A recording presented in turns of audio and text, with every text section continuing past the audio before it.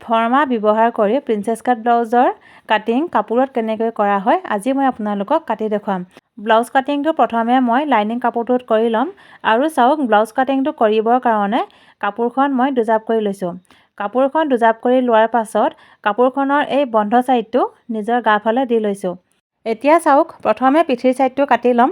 পিঠিৰ ছাইডটো কাটিবৰ কাৰণে চাওক কাপোৰখনৰ এই বন্ধ ছাইডটোৰ সৈতে পিঠিৰ এই বন্ধ ছাইডটো এনেধৰণে মিলাই ল'লোঁ। দেখিছেনে? এনেধৰণে মিলাই লোৱাৰ পাছত ফৰ্মাটোৰ শ্বেপটো ইয়াতে আঁকি ল'ম। আৰু এটা কথা, যদি আপোনালোকে ব্লাউজটো অলপ দীঘল কৰিব বিচাৰে তেনেহ'লে চাওক তলৰ ফাললৈ এনেধৰণে কাপোৰ অকণমান বহাই ৰাখিব। ব্লাউজটো অকণমান মই দীঘল ৰাখিম ফৰ্মাটোৰ জোখতকৈ, সেইকাৰণে অকণমান কাপোৰ মই বহাই ৰাখিছোঁ। দেখিছেনে? এই কাপোৰখিনি মই বহাই ৰাখিছোঁ আৰু এতিয়া পিঠিৰ শ্বেপটো ইয়াতে মই আঁকি ল'ম। এতিয়া সন্মুখৰ এই ভাগটো আঁকি ল'ম। ইয়াতে আপোনালোকক মই এটা কথা বুজাই দিছোঁ চাওক, এইটো হৈছে শুকপতিৰ ছাইডটো আৰু এইটো হৈছে আৰ্মহোল ছাইডটো আৰু এইটো হৈছে ডিঙিৰ ছাইডটো। আৰু চাওক প্ৰিন্সেছ কাটৰ এই শ্বেপটো ইয়াতে এনেধৰণে চিলাই দিব লাগিব। সন্মুখৰ ভাগটো ইয়াতে এনেকৈ মিলাই ল'লোঁ। এতিয়া পিঠিৰ শ্বেপটো মই আঁকি ল'ম। যদি আপোনালোকে পিঠিৰ ফাললৈ শুকপতিটো লগাব বিচাৰে, মানে পিঠিৰ ফালে যদি ব্লাউজটো খোলা ৰাখিব বিচাৰে তেনেহ'লে খোলা ৰাখিব পাৰিব। মই সন্মুখৰ ভাগলৈ শুকপতিটো লগাম, সেইকাৰণে পিঠিৰ ভাগটো বন্ধ ৰাখিছোঁ। পিঠিৰ শ্বেপটো আঁকি ল'লোঁ।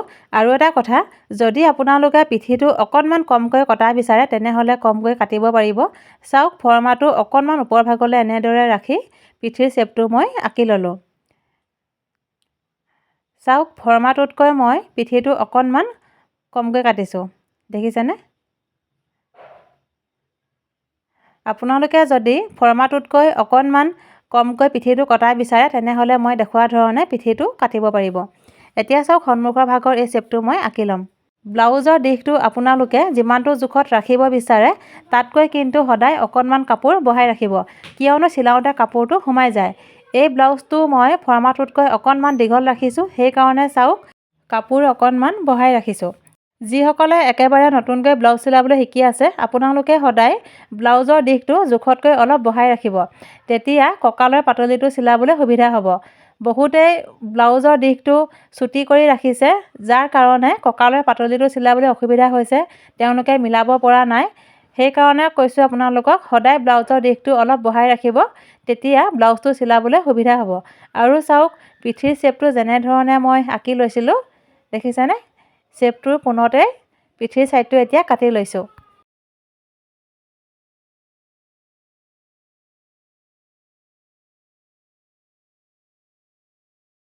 পিঠিৰ ছাইডটো কাটি ল'লোঁ। এতিয়া সন্মুখৰ ছাইডটো কাটি ল'ম।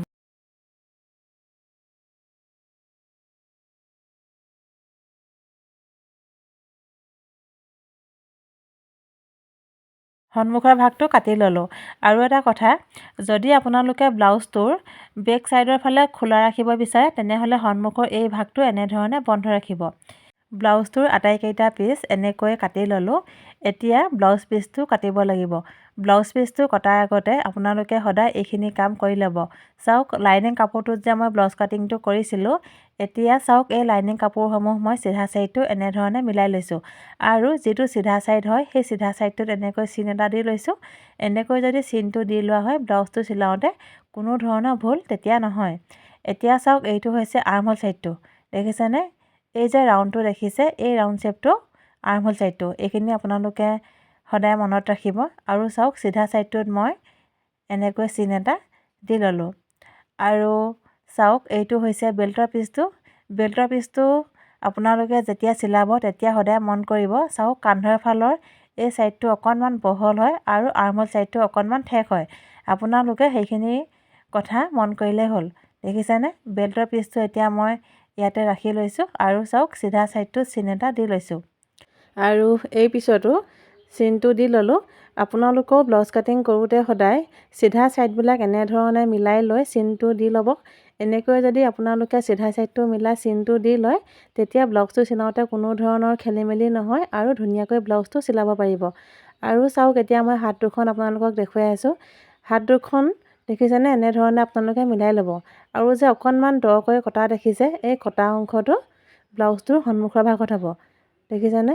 হাতখনত মই চিনটো দি ল'লোঁ আৰু এইখন হাতো আকৌ দেখাইছোঁ চাওক। অকণমান যে দৰকৈ কটা দেখিছে হাতখন, এই কটা অংশটো ব্লাউজটো সন্মুখৰ ফালে ৰাখিব। আৰু চাওক ব্লাউজটোত মই এনেধৰণে চিনটো দি ল'লোঁ। এতিয়া ব্লাউজ পিচটো কাটিব লাগিব। আৰু এতিয়া চাওক ব্লাউজ পিচটোৰ ওপৰত লাইনিং কাপোৰসমূহ মই এনেধৰণে পাৰি মিলাই ল'লোঁ। আৰু যে চিনবিলাক দিছিলোঁ সেই চিনবিলাক দেখিছেনে? ওপৰ ফাললৈ এনেদৰে ৰাখি লৈছোঁ। আপোনালোকেও ব্লাউজ পিচটো কাটোতে এনেধৰণে সকলোখিনি ভাগ মিলাই চাই ল'ব। কেতিয়াবা হয়তো ব্লাউজ পিচৰ কাপোৰটো কমিও যাব পাৰে, সেইকাৰণে সদায় এনেধৰণে পাৰি মিলাই ল'ব। তেতিয়া আপোনালোকে কাপোৰটো জোখত মিলাব পাৰিব। আৰু এতিয়া মই লাইনিং কাপোৰটো চাইডে চাইডে ব্লাউজ পিচটো কাটি ল'ম। আৰু ব্লাউজটো কেনেকৈ চিলালোঁ ইয়াৰ পাছৰ ভিডিঅ'ত মই আপোনালোকক দেখুৱাম।